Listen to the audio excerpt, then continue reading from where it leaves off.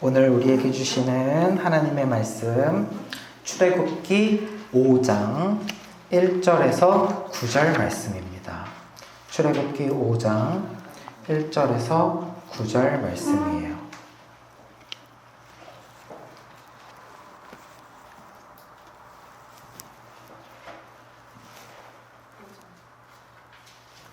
출애굽기 5장 1절부터 9절까지 저와 여러분이 한 절씩 교독하시고 마지막 절은 같이 읽겠습니다. 그 후에 모세와 아론이 바로에게 가서 이르되 이스라엘의 하나님 여호와께서 이렇게 말씀하시기를 내 백성을 보내라. 그러면 그들이 광야에서 내 앞에 절기를 지킬 것이니라 하셨나이다.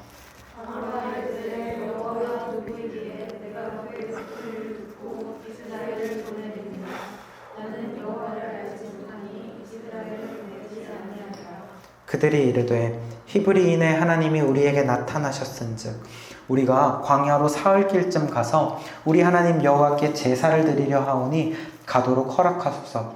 여호와께서 전염병이나 칼로 우리를 치실까 두려워하나이다.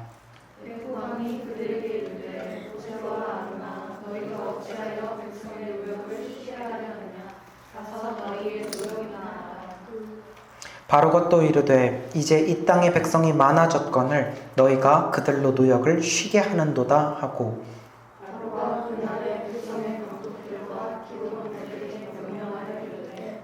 너희는 백성에게 다시는 벽돌에 쓸 짚을 전과 같이 주지 말고 그들이 가서 스스로 짚을 줍게 하라.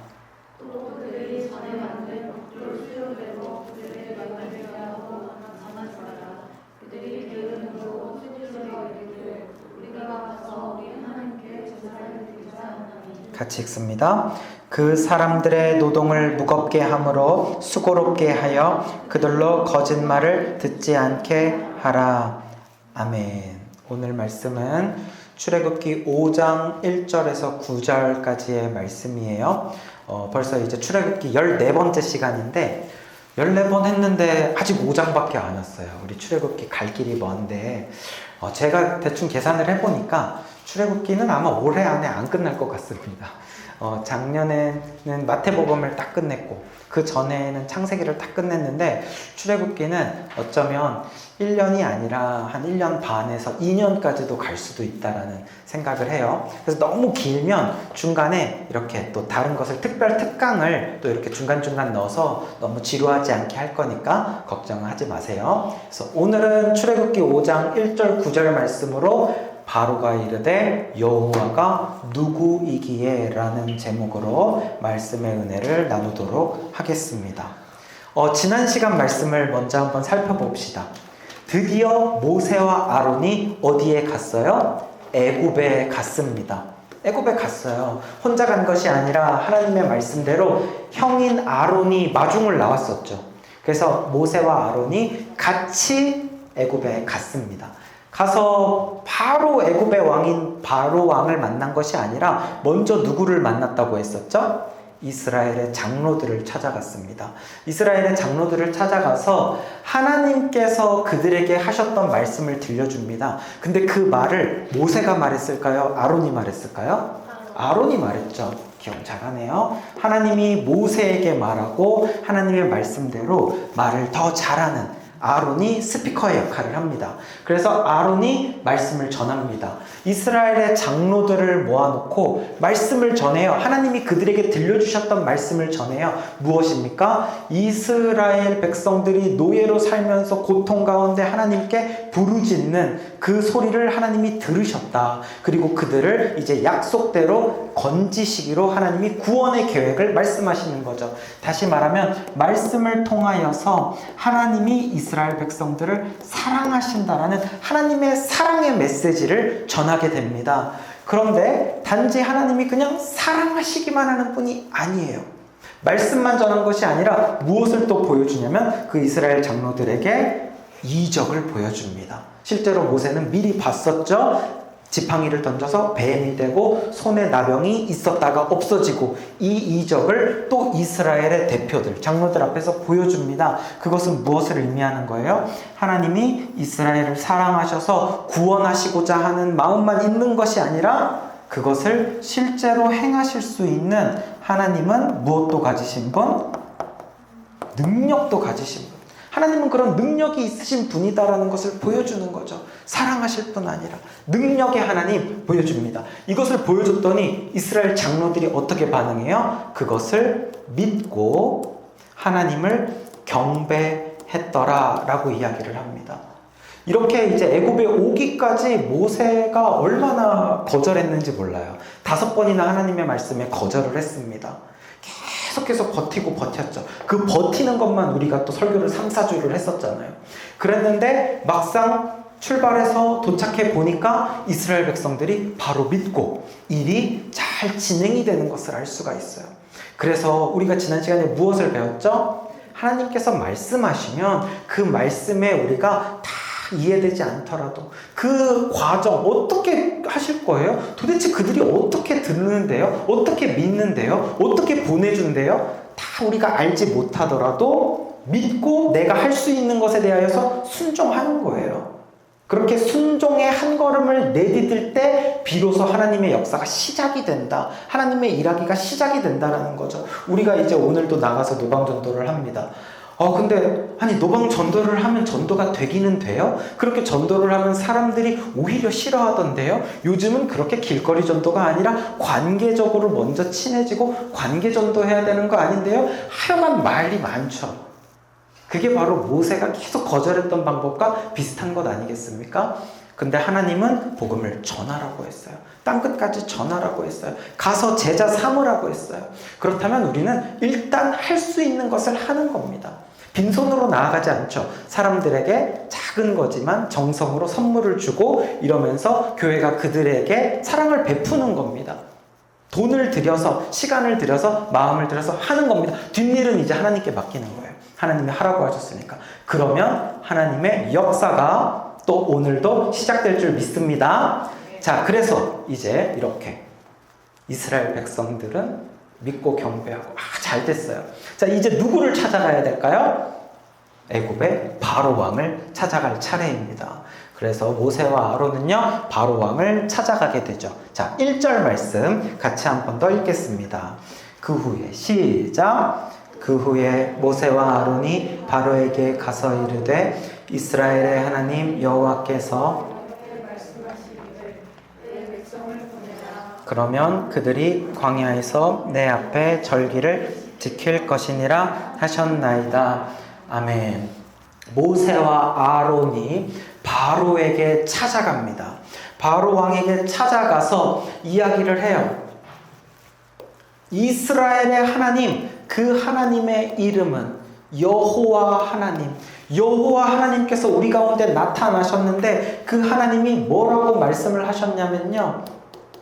내 백성을 보내라라고 말씀하셨어요. 여기서 내 백성은 뭡니까? 이스라엘 백성, 그 노예는 지금 누구 백성으로 되어 있어요? 바로왕의 백성으로 되어 있죠. 바로왕 백성 아니다 이거예요. 여호와 하나님의 백성이라 이거예요. 그러니까 하나님의 백성을 내보내라 라고 이야기를 합니다. 그런데 보내는 이유가 이 말씀 가운데 설명이 되어 있죠.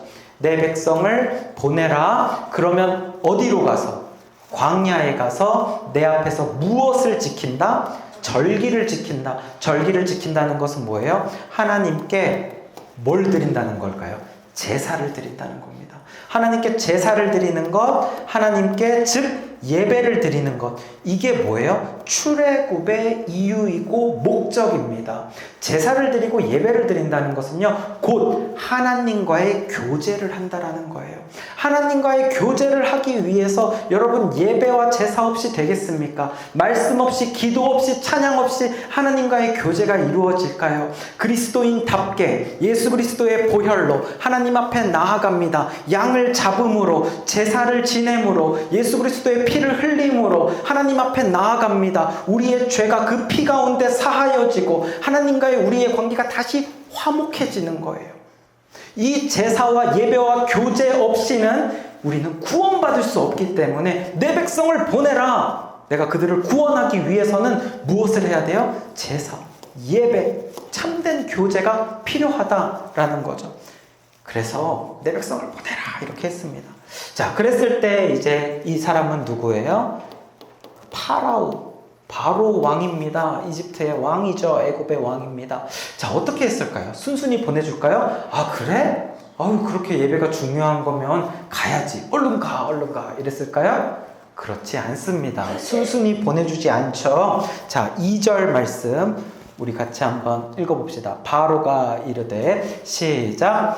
바로가 이르되 여호와가 누구이기에 내가 그의 목소리를 듣고 이스라엘을 보내겠느냐? 나는 여호와를 알지 못하니 이스라엘을 보내지 아니하리라. 아멘. 바로 왕이, 근데 생각을 해보면 바로의 입장에서 보면은요, 그냥 보내주는 게 좀 말이 안 되기는 해요. 갑자기 난데없이 알지도 못하는 이스라엘 노예들의 대표라고 해봤자 노예 아닙니까? 그 노인네들이 둘이 와가지고요, 갑자기 이야기를 하는 거예요. 그동안 잘 부려먹고 있었는데 이 노예들을 다 그냥 내보내달라고 하는 겁니다. 그럼 내보내달라고 하면서 뭔가 좀 협상 조건이라도 있어야 되잖아요. 우리가 나가는 대신 뭐 어떻게 하겠습니다도 없어. 그냥 우리는 이제 가야 됩니다. 예배드리러 가야 됩니다. 우리를 보내주십시오. 이렇게 하는 거예요. 이걸 참 잘도 들어주겠어요. 오히려 이 사람 입장에서, 바로왕 입장에서는 어이가 없겠죠. 아주 당황했을 거예요. 그러면서 뭐라고 말하냐면, 대체 너네들이 말하는 여호와가 누구냐?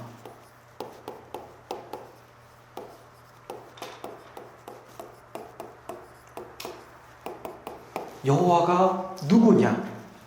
여호와가 누구이기에 나는 그 여호와를 모른다. 알지 못한다. 이렇게 이야기를 하죠. 근데 정말 몰랐을까요?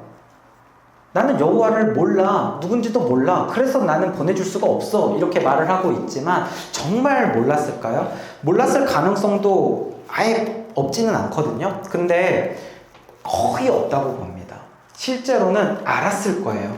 왜냐면은 이스라엘 백성들, 그 노예들의 숫자가 굉장히 많았어요. 200만 명 이상 되었다고요. 그 200만 명 되는 노예들이요, 매일매일 하나님 앞에 예배를 드립니다. 기도를 합니다. 그러니까 그 사람들이요, 물론 모든 사람들이 기도하지는 않았겠지만 그들은 애굽의 신을 섬기는 것이 아니라 여호와 하나님을 섬겼거든요. 종교가 완전히 다르거든요. 그러니까 그 노예들의 종교, 노예들의 신에 대해서 왕이 아예 모른다라는 것이 말이 안 되겠죠. 뭐 노예가 여러 종류의 노예가 있는 것도 아니고, 그러니까 분명히 그 노예들의 종교와 신앙에 대해서 들었을 거란 말이에요. 들었을 테지만 지금 모른 척 하는 거죠. 그래서 이 모른다라는 말은 실제로 나는 전혀 몰라 이 말을 하는 것이 아니라 하나님의 권위를 사실상 무시해서 하는 말입니다. 노예들의 신 취급해버리는 거죠. 무시하는 거예요. 그 하나님에 대하여서 인정하지 않는 것이고요. 심지어 몰라, 누군데? 라고까지 이야기하는 것은 하나님을 멸시하는 어떤 조롱의 표현이기도 하죠. 여호와? 니네 신이야? 몰라. 나와 상관없는 신이야. 니네 신이지 내 신 아니거든? 이렇게 얘기하는 거죠. 나는 그 신 안 믿어. 내가 믿는 애굽의 신들은 따로 있어. 라고 이야기하는 거예요. 모른다. 나는 몰라. 근데 지금 이렇게 바로왕이요, 나는 그 여호와가 누군지 모른다 라고 한 이 한마디 때문에 바로왕은요, 그리고 바로왕이 다스리는 애굽은요, 앞으로 큰 일을 당하게 됩니다. 왜냐면은 지금부터 해가지고요, 이 말 때문에 실제로 여호와 하나님께서 무엇을 이제 내리기를 시작을 하시냐면, 여러분도 다 아시죠? 네, 맞아요. 10가지 재앙이 내려집니다. 이 10가지 재앙이 왜 내려지는지 알아요? 정말 몰라? 내가 누군지 몰라? 하나님 모른다고? 아, 그래? 알게 해줄게. 내가 누군지 알게 해줄게. 나 안 믿고 다른 신 믿는다고? 그게 진짜 신이라고? 나를 무시해? 알게 해줄게. 누가 참 신인지, 누가 진정한 하나님인지, 누가 세상의 주인인지, 누가 온 우주 만물 자연을 다스리는지, 누가 사람의 생명과 죽고 사는 모든 것을 주관하시는지 알려줄게. 모른다고? 알려줄게. 시작이 되어지는 것이죠. 그리고 나서 이렇게 10가지 재앙이 있고 난 다음에서야 바로왕은 어떻게 되냐면은 그렇게 해서 이제 바로왕도 자기 아들도 죽고 애굽이 거의 온 땅이 그냥 황폐화가 돼요. 모든 재산도 다 잃고 사람도 죽고 애굽이 거의 다 망하게 되거든요. 그리고 나서 이제 이스라엘 백성들이 출발할 때쯤 되어서야 뭘 알게 돼요? 하나님이 누군지 알게 돼요. 근데 이미 너무 많은 걸 잃었죠. 너무 늦은 거예요. 바로왕은 근데 왜 그것을 지금 이렇게 거절을 하고 있을까요? 바로왕은요, 사실은 스스로를 신으로 여기는 자입니다. 애굽에는 여러 많은 신들이 있어요. 자연마다 다 신이 있어요. 땅의 신이 있고, 산의 신이 있고, 물의 신이 있고, 개구리도 신이 있고, 파리도 신이 있고, 쌀, 보리 다 신이 있어요. 온갖 잡신들이 많습니다. 그런데 그 많고 많은 신 중에서 가장 높은 신은 태양신이고, 그 태양신의 아들이 파라오예요. 바로왕이에요. 그러니까 태양신의 아들이니까 자기가 가장 높은 신이거든요. 근데 내가 가장 높은 신인데 내가 더 높아.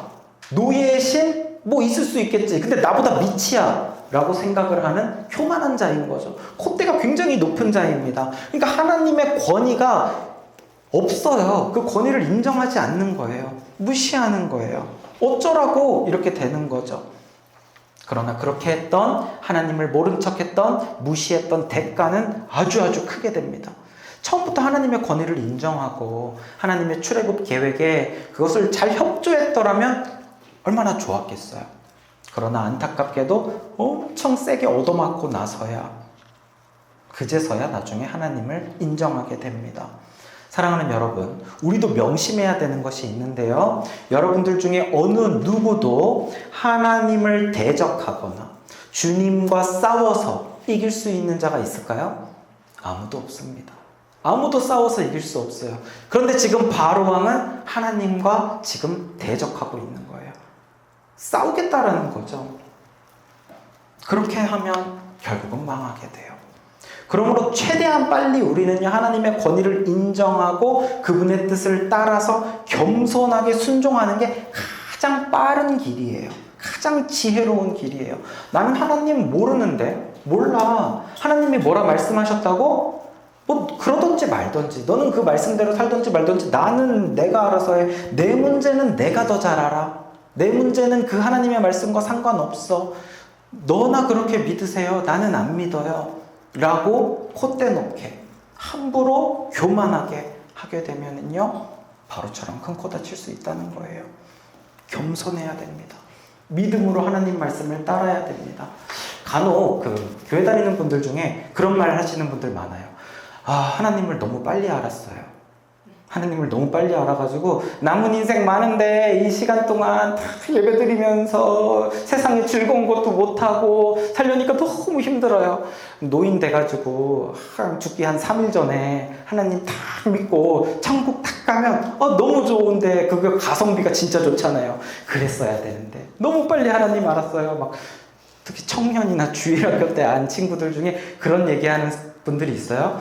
저도 언젠가 한 적이 있었던 것 같기도 하고 그런 생각을. 근데 여러분, 굉장히 이건 잘못된 생각입니다. 틀린 생각이에요. 왠지 아세요? 그렇게 해가지고 뒤늦게 하나님을 인정하고 믿는다는 것은요, 어려운 일이에요. 왜냐? 노인이 될 때까지 평생도록 하나님을 안 믿었다라는 것은 내 안에 내 자아와 절대 하나님을 믿지 않는 그 꺾이지 않는 고집이 쌓일 대로 쌓인 상태겠죠. 나이가 들면 들수록 더 힘들어지는 거예요. 근데 그게 갑자기 꺾여서 하나님을 믿게 됐다? 죽을 날이 얼마 안 남았는데 이제 노인인데 믿게 됐다? 그 얘기는 뭐예요? 엄청 깨졌다는 거예요. 바로왕처럼 10가지 재앙 정도를 당해버린 거예요.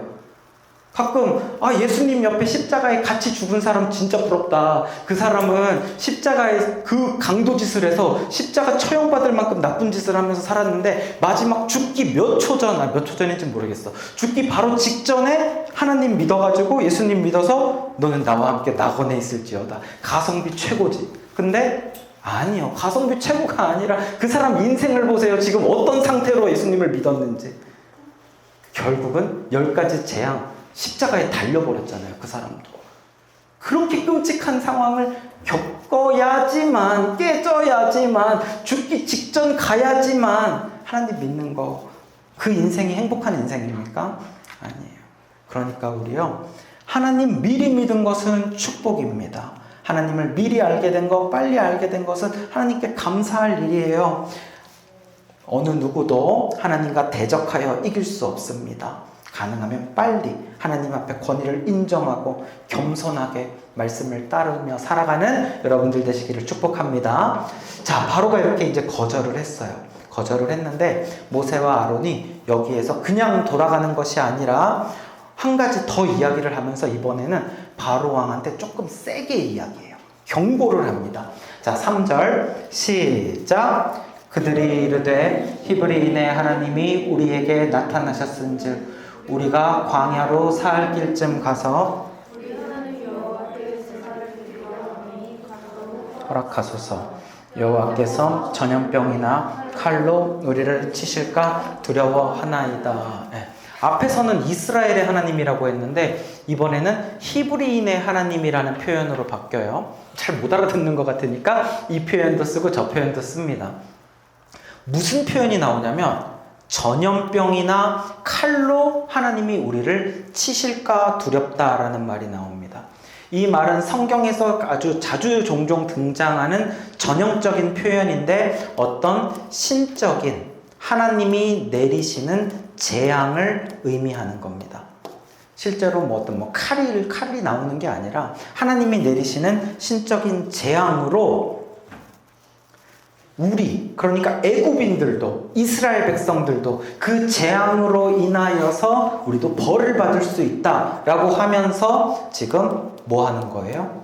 경고하는 거죠. 경고하는 거예요. 바로왕 앞에서 용기 있습니다. 경고하고 있습니다. 근데 여기서 이제 한 가지 얻을 수 있는 또 다른 정보가 있습니다. 뭐냐면 광야로 얼마쯤 간대요? 사흘길쯤 간대요. 사실은 하루만 부지런히 나아가도 광야 사막으로 갈 수 있는 곳이 애굽입니다. 근데 사흘길이나 3일이나 이렇게 간다는 것은 꽤나 멀리 가겠다라는 거거든요. 이 백성들을 데리고 꽤나 멀리 먼 거리로 나아간다는 것은 어쩌면 이건 뭘 얘기하냐면 우리 갔다가 다시 안 와요. 다시 돌아오지 않은 거죠. 돌아오지는 않는다. 아예 간다 라는 이야기를 하면서 하나님의 경고에 대해서 이야기를 합니다. 상당히 멀리 우리 갈 거니까 이제 우리 찾을 생각하지 마십시오 라는 거죠. 이렇게 이야기를 하고 경고를 하니까 바로왕이 무서워하는 것이 아니라 이제는 바로왕이 화가 난 것 같습니다. 오히려 모세와 아론의 말을 완전히 무시를 합니다. 그러면서 지금 이걸 어떻게 받아들이냐면요. 하나님의 말씀으로 받아들이는 것이 아니라 지금 모세와 아론이 이스라엘 노예들이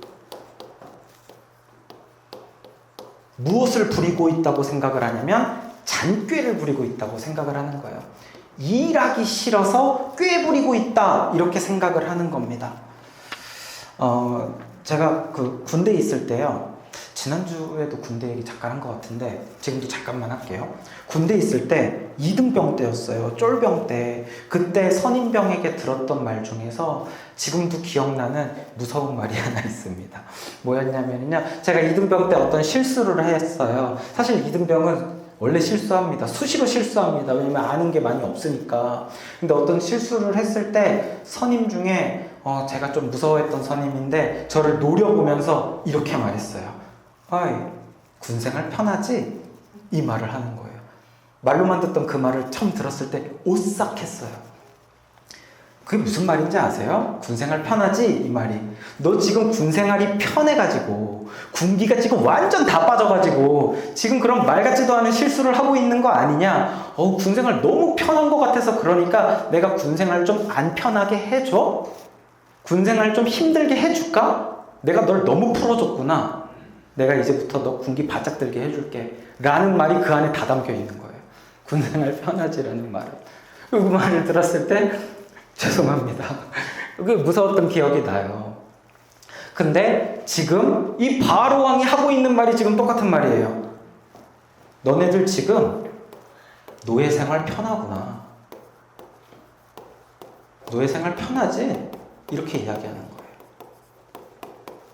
너네들이 지금 노예 일이 힘들면은 이런 무슨 꾀부릴 여유도 없어요. 편해질 여유도 없는데 정말 지금 노예들이 최근에 이스라엘 백성들 막 인구도 막 불어나고 사람도 많아졌더니 우리가 주었던 일이 조금 편한가 보다 너네. 그래서 요즘에 너네들 많이 게을러진 것 같아. 일이 너무 약하니까 나가서 제사를 드려야 한다니 딴 생각하면서 요령 피우고 있네? 어디서 날 속이려 들어? 어디서 장난질이야? 이러면서 지금 오히려 화를 내고 오히려 벌을 내려버립니다. 그래서 그 자리에서 누구를 부르냐면 노예들을 관리하는 작업반장들을 부르게 됩니다. 작업반장들을 불러서 감독관 그리고 또 이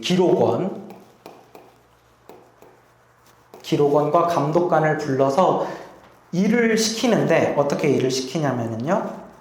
자, 아까 말씀을 보니까 너희는 백성에게 다시는 벽돌에 쓸 짚을 전과 같이 주지 말고 그들이 가서 스스로 짚을 줍게 하라. 그리고 벽돌도 수효대로 전에 만든 수효를 그대로 지키도록 하라 라고 이야기를 합니다. 이게 무슨 말이냐면 노예들이 하는 일 중에서 가장 많이 해야 되는 일이 뭐냐면은 벽돌을 구워야 되는 일이었어요. 근데 벽돌을 구울 때 어떤 재료가 필요하냐면 기본적으로 진흙이 필요하죠. 이 진흙을 가지고 뭉쳐서 벽돌을 만드는데 진흙이 사실은 잘 뭉쳐지지가 않기 때문에 꼭 필요한 것이 있는데 그것은 지푸라기죠. 그것을 섞어서 같이 해야 뭉쳐지기도 좋고 우리나라도 예전에 황토로 집을 짓거나 벽을 바를 때 짚을 섞어서 했었어요. 그래서 이 섬유질 같은 게 좀 들어가야 이것이 끈끈하게 잘 붙죠. 짚이 반드시 필요해요. 나중에 말랐을 때도 갈라져서 이것이 쪼개져서 떨어지지 않게 붙잡아주는 중요한 역할을 합니다. 근데 이 짚을요 그동안은 어떻게 했었냐면 애굽에서 제공을 해줬던 거예요. 노예들한테 제공을 해줬는데 지금부터는 이거 제공 안 해줘. 너네들이 나가서 밭에 나가서 집도 스스로 다 주워와 라고 없었던 일이 추가가 됩니다. 그러면서 이 일이 추가되었지만 그동안 했었던 벽돌의 수량은 줄여줘요? 안 줄여줘요? 안 줄여줘요. 그대로. 이것은 그대로 유지라고 지금 새로운 명령을 내리는 거죠. 그 자리에서 작업반장들 다 불러가지고 일을 시키게 됩니다. 그래서 지금 이거 완전 혹대로 갔다가 혹 붙인 게 이 말이에요. 노예들 출애굽시키겠다고 지금 갔다가 노예들 일이 더 많아졌어요. 굉장히 힘들어진 상황이죠. 이스라엘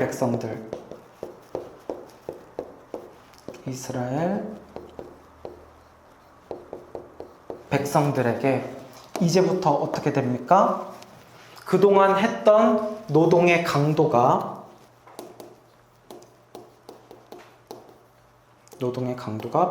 훨씬 더 올라가게 되죠. 더 힘든 일이 그들에게 이제 부과가 됩니다. 했던 일도 다 해야 되고 더 많은 일도 해야 되고 더 큰 부담을 갖게 되었어요. 바로 왕을 화나게 만든 거죠. 그런데요, 바로 왕이 이렇게까지 강도 높은 노동을 이제 갑자기 명령한 진짜 이유가 있습니다. 그게 이제 9절 말씀에 나와요. 자, 9절 말씀 같이 한번 봅시다. 시작. 그 사람들의 노동을 무겁게 함으로 그들로 거짓말을 듣지 않게 하라. 아멘. 노동을 무겁게 함으로써 모세와 아론이 하는 말을 못 듣게 하려 한다는 거예요. 이게 무슨 말이냐면요. 지금 모세와 아론이 바로 왕한테 하는 말이 무엇입니까? 모세와 아론이 이스라엘 백성에게 하는 말이 무엇입니까? 그 말은 누구로부터 온 말이에요? 하나님으로부터 온 말. 하나님으로부터 온 말이었죠. 하나님의 말씀이었죠. 하나님의 말씀, 하나님의 약속, 하나님의 구원 계획, 이스라엘 백성들을 구원하시겠다는 하나님의 그 구원의 메시지, 하나님의 복음의 메시지, 그 메시지를 못 듣게 하겠다는 거예요. 들리지 않게 하겠다는 거예요. 근데 그 말에 대하여서 지금 바로왕은 심지어 뭐라고 이야기를 했냐면 그들로 무엇을 듣지 않게 하라? 거짓말을 듣지 않게 하라. 그러니까 지금 바로왕은 이것을 무엇 취급하고 있어요? 거짓말. 거짓말이다. 하나님의 말씀으로 인정하지 않습니다. 잔꾀로 다 지어낸 말이라고 생각을 합니다. 그러니까 이것을 거짓말, 저 거짓말을 듣지 않아야 되는데 듣지 않게 하려면 어떻게 해야 돼요? 이스라엘 백성들한테 더 많은 일을 주는 거예요. 일을 주고 짐을 주고 엄청 부담을 줘요. 그래가지고 정신없게 만드는 거예요. 정신없게 만들어서 딴 생각을 못하는 거죠. 일 다 끝나면 집에 가서 그냥 누우면 뻗어서 잘 수밖에 없게, 아무 생각도 할 수 없게, 일어나면 생각을 할 시간이 어디서 또 바로 일하러 가야 되고, 정신없게 만들어서 이 말을 들을 새도 없게, 모일 시간도 없게 만들려고 하는 겁니다.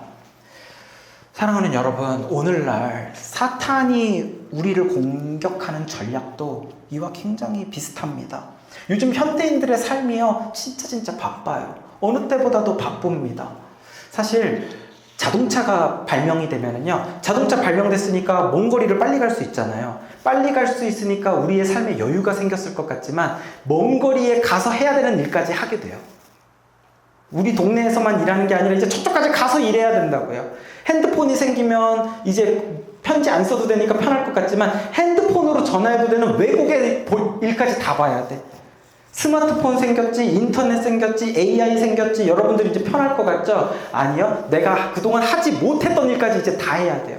너무 바빠진 거죠. 그래서 회사에 가서만 일하는 게 아니라 집에 와서도 일해야 되고 침대에 누워서도 일하죠. 그러니까 눈코 뜰 새 없이 바쁜 게 현대인의 삶이 돼버린 거예요.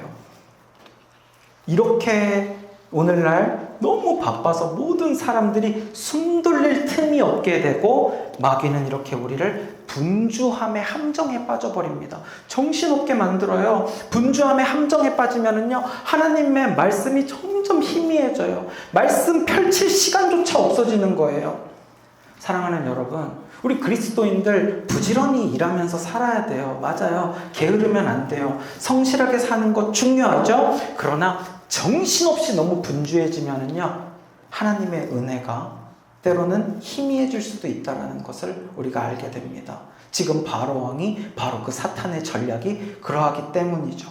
너무 바쁘면, 너무 지치면, 너무 고되면은요, 그리스도인답게 생각할 시간도 없고 그리스도인답게 고민할 여유조차 없어진다는 것을 우리가 기억을 해야 됩니다. 자, 오늘 말씀을 통해서 우리가 두 가지를 기억을 할 게 있는데요. 하나님의 말씀이 있어요. 하나님의 은혜가 있는데 그 은혜가 때로는 우리 가운데 보이지 않고 때로는 우리 가운데 들리지 않게 되는 이유에 대해서 우리가 오늘 말씀을 통해서 배웠습니다. 그것이 뭐냐면 첫 번째로 바로왕처럼요, 스스로 잘났다고 여기면은 어떻게 되냐면 하나님이 보이지가 않아요. 스스로 잘났다고 여기면. 여러분들 혹시 어느 순간부터 하나님의 은혜를 점점 잊어가면서 살고 있지는 않습니까? 하나님의 말씀을 듣고도 감동이 없고 눈물도 없고 점점 그 감사와 믿음이 흐려지고 있지는 않습니까? 바로왕처럼 혹시 내 콧대가 너무 높지 않은지, 내 주장이 너무 높지는 않은지, 내 육적인 자아와 그 욕심이 말씀보다 더 중요해서 너무 강해서 교만함 때문에 어떻게 돼요? 눈이 멀어버리는 거예요. 교만함으로 눈이 멀어버려가지고 말씀이 들어올 틈이 없는 거죠. 내가 알아서 다 잘하니까. 나는 말씀 필요 없는데? 알아서 잘하는데? 말씀 들었을 때나 안 들었을 때나 똑같네. 뭐 나 어차피 난 알아서 잘해. 하나님의 말씀과 은혜가 늘 내 곁에 있음에도 불구하고 흐려질 수 있다는 거. 바로왕에게 가서 하나님의 말씀을 들려줬지만 듣지 않아요. 보지 않아요. 거짓말로 해버립니다. 그러므로 교만해서는 안 돼요. 우리는 하나님 앞에 겸손해야 되고 스스로 잘났다 여기는 것이 아니라 스스로 낮게 여겨야 돼요. 스스로 낮게. 그리고 한 가지 더, 우리가 왜 하나님의 말씀이 때로는 흐려지고 내 안에 감사와 믿음이 사라집니까? 그것은 어쩌면은 너무나도 바쁘고 분주한 삶으로 인해서, 정신없는 삶으로 인해서 하나님의 말씀이 들리지 않을 수 있다는 것을 우리는 기억을 해야 돼요. 여러분들 경건한 삶을 살고 싶었는데 내 마음은 그러한데 어쩌면은 너무 바쁘게 살다 보니까 나가서도 일해야 되고 집에 와서도 일해야 되고, 아니면 집에 와서는 그냥 너무 힘들어가지고 그냥 바로 쓰러져서 자야 되고, 말씀 한번 펼칠 시간적인 여유 혹은 내 마음의 여유조차 없을 정도로 그렇게 힘들게 살고 계시진 않습니까? 만약 그렇다면 어떻게 해야 될까요? 우리가 일과 신앙 사이에 적절한 조절, 균형을 잡는 것이 필요해요. 일과 신앙 사이에서. 그래서 내가 무슨 일이 있어도 일주일 중에 6일은 세상에서 일하면서 살지만 하루, 주일은 내가 지키겠습니다. 예배의 시간으로 확보하는 것. 또한 일터에서 일을 시작하기 전에, 학교에서 공부를 시작하기 전에 말씀 한 장 읽고, 말씀 한 장을 못 읽으면 두세 절이라도 읽고 묵상을 하고 잠깐 기도하고 시작하는 그런 시간이 우리 가운데 필요한 거예요. 그렇게 시간을 확보할 때 그 바쁘고 분주한 삶 가운데에서도 신앙을 지킬 수 있다는 것이죠. 아마도 이스라엘 백성들 가운데에서도 이렇게 바로왕이 강하게 이렇게 했을 때, 강하게 일을 시켰을 때 그 바쁜 와중에도 많은 사람들은 기도하기를 쉬었겠지만 그 가운데서도 기도한 사람들이 있었을 거예요. 힘들지만 일하면서도 기도한 사람들. 그리고 그들을 하나님은 지켜보시고 하나님은 그들의 기도를 들어주셨다는 사실을 우리는 기억해야 됩니다. 그러므로 말씀을 정리할게요. 하나님, 내가 그동안 말씀을 떠나서 살았습니다. 이 그림처럼 마치 성경책에 거미줄이 칠 정도로 하나님 은혜를 등한시하면서 살았어요. 그러다 보니 내 삶이 어느새 많이 무너져 버렸어요. 내 마음과 심령이 돌처럼 굳어져 버렸고 사막같이 메말라져 버렸습니다. 바로왕처럼 하나님의 말씀이 나에게 계속 오는데도 불구하고 내가 혹시 눈 감고 있지는 않습니까? 귀를 닫고 있지는 않습니까? 나의 돌 같은 심령, 사막 같은 마음, 주여 어루만져 주옵소서. 긍휼히 여겨 주옵소서. 다시 예수님의 은혜로 우리를 만져주셔서 다시 말씀 붙들고 승리하게 하여 주옵소서. 이렇게 여러분들 기도하시고 승리하는 저와 여러분들 다 되시기를 주님의 이름으로 축복합니다. 자, 이 시간에 우리 말씀 기억하면서 같이 찬양할게요. 우리 아까 배웠던 찬양 있죠? 십자가 그 사랑 멀리 떠나서. 같이 찬양할게요.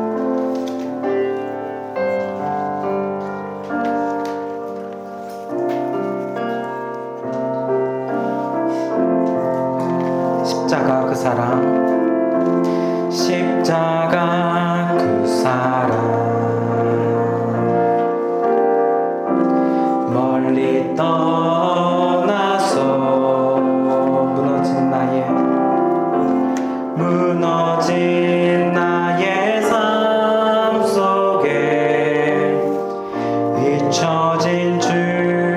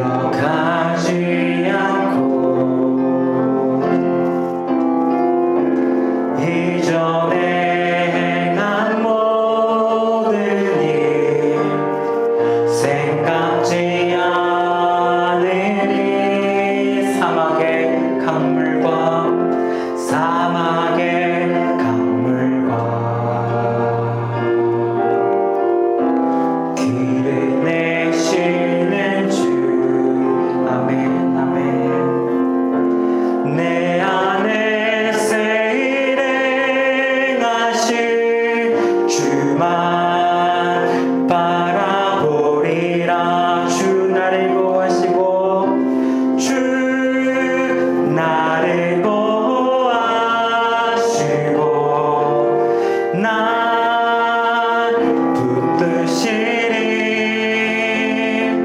나는 외롭고 존귀한 주님의 자녀라. 주 너를 보호하시고 주 너를 보호하시고 너 붙드시리. 아멘. 너는 외롭고 존귀한 주의 자. 우리 한 번 더 가슴에 손을 얹고 주 나를 보호하시고 주 나를 보호하시고 나 붙드시리. 나는 외롭고 나는 외롭고 존귀한 주님의 자. 이제 옆 사람에게 손을 뻗고 주 너를 보호하시고 주 너를 보호하시고 너 붙드시리. 너는 외롭고 너는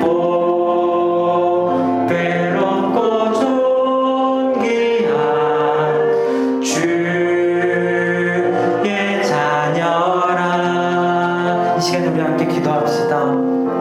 하나님, 언젠가부터 내가 십자가 그 사랑을 멀리 떠나버렸습니다. 어느 순간부터 하나님의 은혜에 말씀을 들어도 감격도 없고 감동도 없고 뜨뜻미지근한 그런 신앙생활을 하게 되어버린 나를 긍휼히 여겨주옵소서.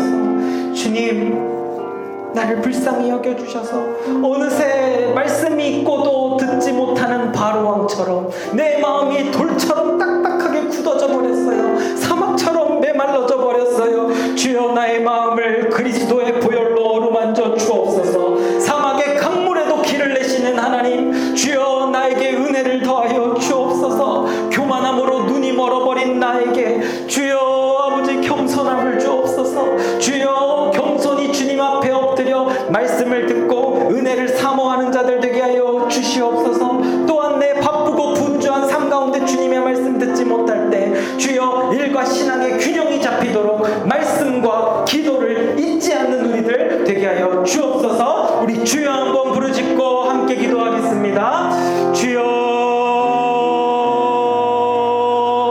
하나님 아버지, 주여 어느새 내 마음 가운데 나의 삶 가운데에서요 십자가의 그 사랑을 멀리 떠나져 버린 우리의 모습, 그러하다 보니까 무너진 나의 삶 속에서 주님의 은혜는 점점 잊혀져만 갑니다. 주여, 감사도 사라져버리고 믿음도 사라져버리고 점점 화낼 일만 많아져버리고 사람들을 신뢰하지 아니하고 두려워하고 화를 내고 분노하고 미워하는 나의 모습 바라봅니다. 주여 아버지, 나에게 은혜가 필요해요. 주여 아버지, 말씀 가운데 다시 나아가게 하여 주옵소서. 말씀이 있고도 듣지 아니하고 그 말씀을 무시하고 거짓말 취급해버리는 바로왕처럼 되지 않게 하옵소서. 교만함에 눈이 멀어 주님 말씀 듣지도 보지도 못하는 자가 되지 아니하게 하소서. 주여 하나님 말씀 가운데 엎드리게 하소서. 주여 아버지, 하나님의 말씀, 그 구원의 약속, 그 복음의 소식, 주여 아버지를 듣게 하여 주시옵소서. 말씀에 집중하게 하소서. 주여 아버지, 일도 중요하나